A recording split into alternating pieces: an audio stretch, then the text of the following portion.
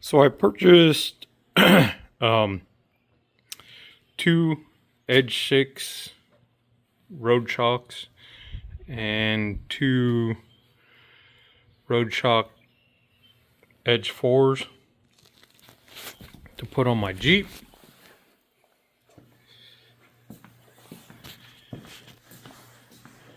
Got them installed.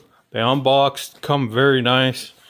I did not purchase the wiring harness kit because I wanted them wired into my switch panel. Anyways, you do get a, I don't know if you want to call it an amber cover.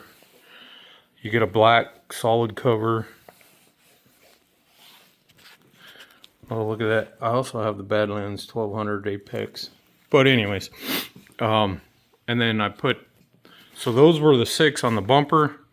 The 4s are up on top. In the, guess you want to say the fender. And I'll do another video on how I hooked them up. I do have XK glow lights up here. My headlights